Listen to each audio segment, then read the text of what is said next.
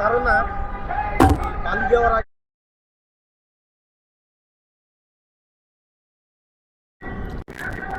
আচ্ছা আচ্ছা, হ্যাঁ হ্যাঁ।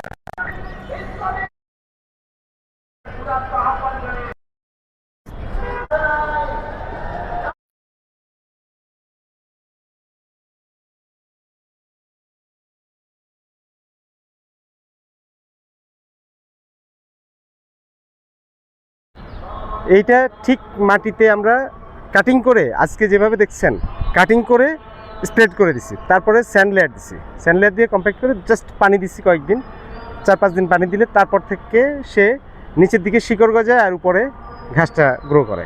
ওইটা কতটুকু সফল হয় সেটা এখানে দেখলে বোঝা যায়।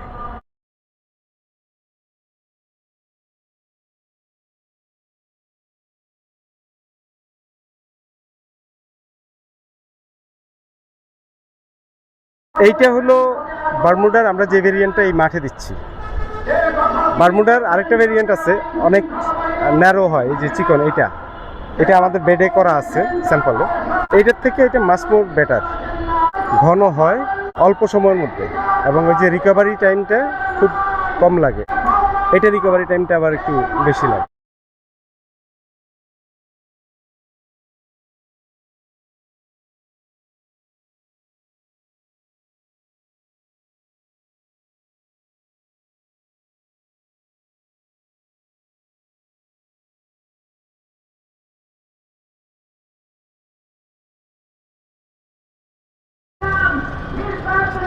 প্রতিটা শিকড় থেকেও আবার নতুন চারা জন্মাবে।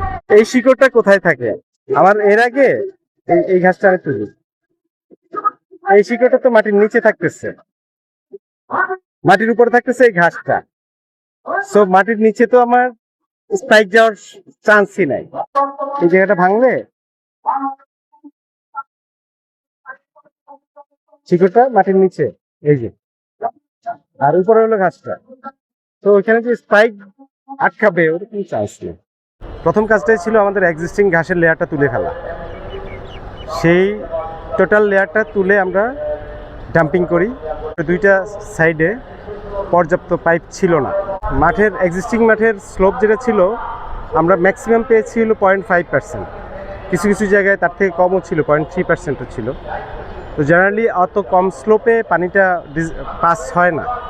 আমরা এই স্লোপটাকে 0.7%-এ নিয়ে আসি। এখন আপনি সাইড থেকে দেখবেন মাঝখানটা যথেষ্ট রকম আগের তুলনায় যথেষ্ট রকম উঁচু।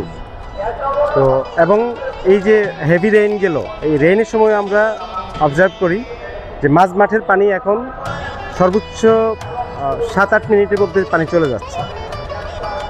সাইডে আমাদের পানি যেতে এখনও একটু বেশি সময় লাগে, যদিও আমাদের ফিফার যে গাইডলাইন আছে তার থেকে কম সময়ে যায়।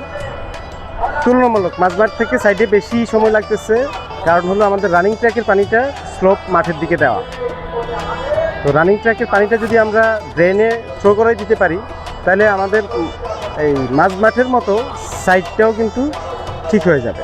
আর্টিফিশিয়াল টার্ফ থেকেও ন্যাচারাল ঘাসের মাঠে মেনটেন্যান্সটা একটু ডিফিকাল্ট, একটু যারা মাঠকে ওন করে এরকম লোক দিয়েই আসলে এই গ্রাউন্ডসগুলোকে মেনটেন্যান্স করা দরকার। আমরা মূল মাঠ নিয়ে এখন কাজ করতেছি, যেহেতু আমাদের সামনে টুর্নামেন্ট আছে, সাফের টুর্নামেন্টটা এখানে হবার কথা সেপ্টেম্বরে, আমাদের অগাস্টে মাঠ হ্যান্ড ওভার করার কথা। এই অল্প সময়ের মধ্যে মাঠের বাইরের যে এরিয়াটা আছে সেটা নিয়ে আমরা কাজ করা সম্ভব হবে না, আমরা ফেডারেশনকে জানিয়েছি। সো আমার মনে হয় এই মাঠটার কাজ শেষ হলে একটা গ্যাপে ফেডারেশন হয়তো ওই ইনিশিয়েটিভটা নেবেন, মাঠের বাইরে যে ঘাসটা আছে সেই ঘাসটাও হয়তো একই ঘাসে চলে যেতে পারে বা অল্টারনেটিভ সলিউশন করতে পারে।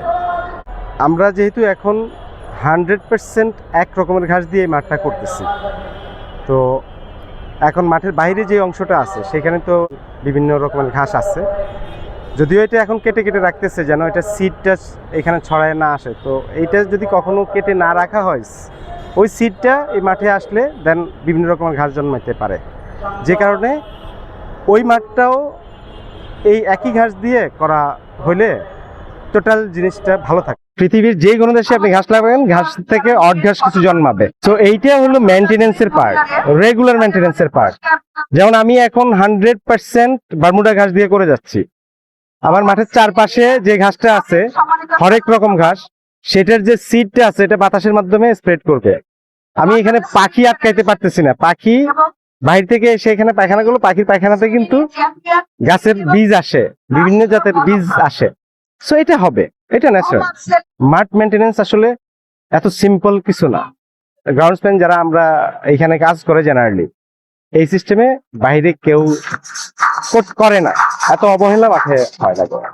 আমাদের হ্যান্ড ওভার করার কথা হলো আগামী অগাস্টের 20 তারিখ। হ্যাঁ না, পানি দেওয়ার আগে হ্যাঁ হ্যাঁ